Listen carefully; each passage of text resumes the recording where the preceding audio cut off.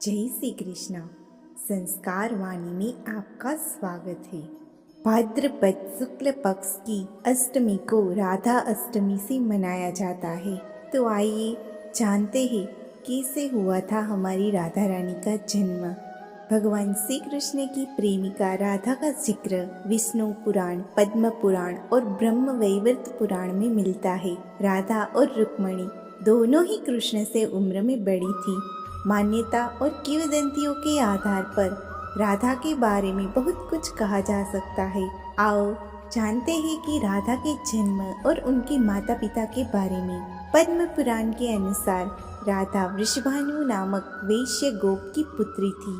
उनकी माता का नाम कीर्ति था। उनका नाम वृषभानु कुमारी पड़ा।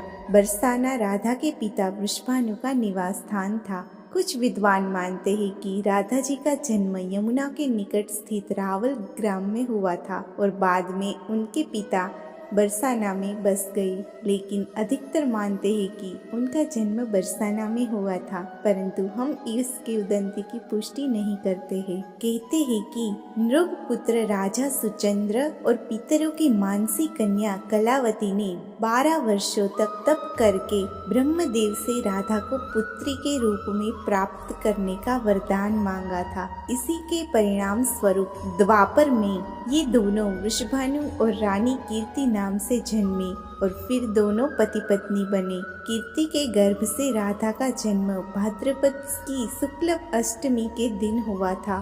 तब चारों ओर उल्लास का वातावरण निर्मित हो गया। ब्रह्म वैवर्त पुराण की एक पौराणिक कथा के अनुसार श्री कृष्ण के साथ राधा गोलोक में रहती थी।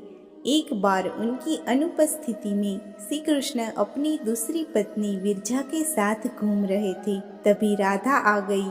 वे विरजा पर नाराज होकर यहाँ से चली गई। श्री कृष्ण के सेवक और मित्र श्रीदामा को राधा का यह व्यवहार ठीक नहीं लगा और वे राधा को भला बुरा कहने लगे। राधा ने क्रोधित होकर श्रीदामा को अगले जन्म में शंखचूड़ नामक राक्षस बनने का श्राप दे दिया। इस पर श्रीदामा ने भी उनको पृथ्वी लोक पर मनुष्य रूप में जन्म लेने का 100 वर्ष तक कृष्ण भिक्षु होने का श्राप दे दिया। राधा को जब श्राप मिला था तब श्री कृष्ण ने उनसे कहा था कि तुम्हारा मनुष्य रूप में जन्म तो होगा, लेकिन तुम सदैव मेरे पास रहोगी।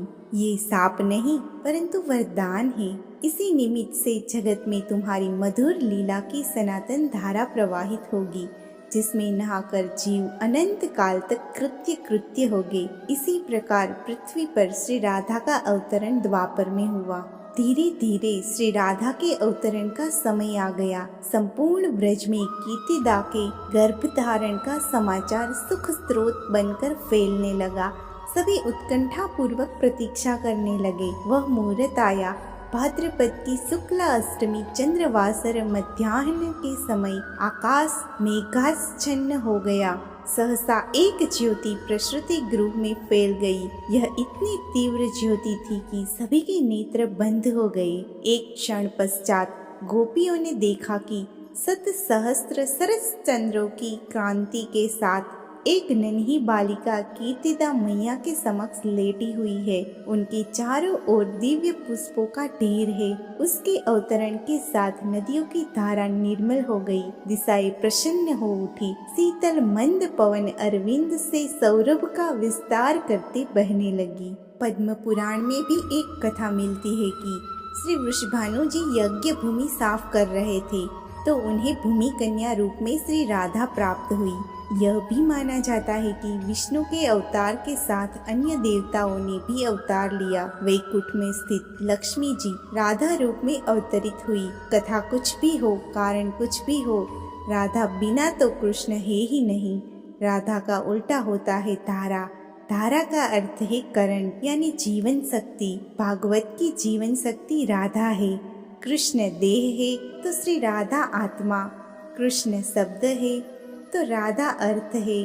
कृष्ण गीत है तो राधा संगीत। कृष्ण वंशी है तो राधा स्वर। भगवान ने अपनी समस्त संचारी शक्ति राधा में समाहित की है।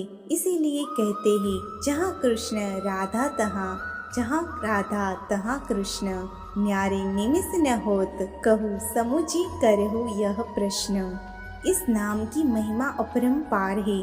श्री कृष्ण स्वयं कहते हैं, जिस समय मैं किसी के मुख से रास सुनता हूँ उसे मैं अपना भक्ति प्रेम प्रदान करता हूँ, और दास शब्द के उच्चारण करने पर तो मैं राधा नाम सुनने के लोभ से उसके पीछे चल देता हूँ। राधा कृष्ण की भक्ति का कालांतर में निरंतर विस्तार हुआ।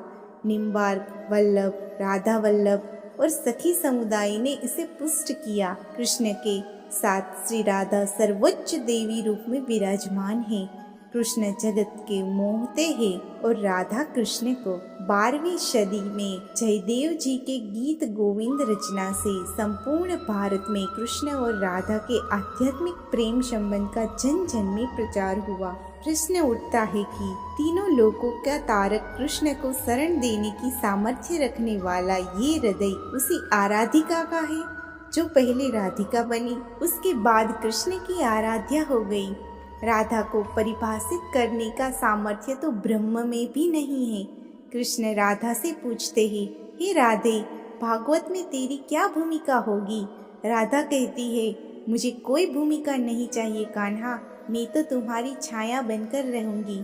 कृष्ण के प्रत्येक सृजन की पृष्ठभूमि यही छाया है, चाहे वह कृष्ण की बांसुरी का राग हो या गोवर्धन उठाने वाली तर्जनी या लोकहित के लिए मथुरा से द्वारिका तक जाने की यात्रा की आत्मशक्ति। आराधिका में आह को हटाने से राधिका बनता है।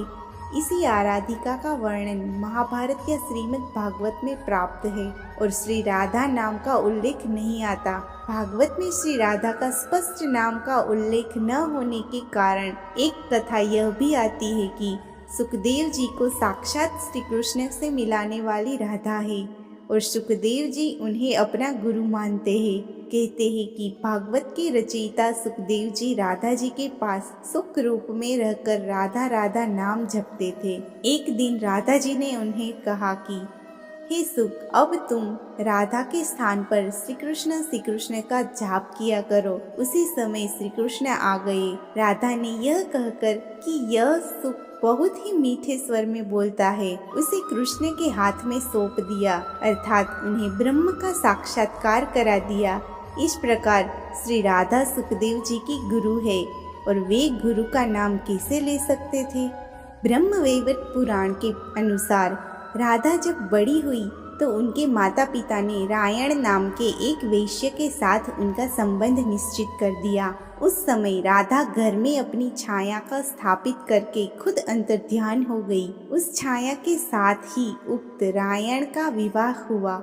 इसी श्लोक में आगे बताया गया है कि भगवान श्री कृष्ण की माता यशोदा का वह रायण सगा भाई था जो गोलोक में कृष्ण का अंश और यहाँ यशोदा के संबंध से उनका मामा था। मतलब कि राधा श्री कृष्ण की मामी थी। यदि हम यह माने कि श्री कृष्ण यशोदा के नहीं देवकी के पुत्र थे तो फिर राधा उनकी मामी नहीं लगती थी। रायण को रापाण अथवा अयन घोष भी कहा जाता है। पिछले जन्म में राधा का पति रायण गोलोक में श्री कृष्ण का अंशभूत गोप था। अगर आपको यह वीडियो पसंद आया है तो इस वीडियो को लाइक करें और शेयर करें और कमेंट में राधे राधे लिखें। संस्कार वाणी चैनल को सब्सक्राइब करें। आपका बहुत बहुत धन्यवाद।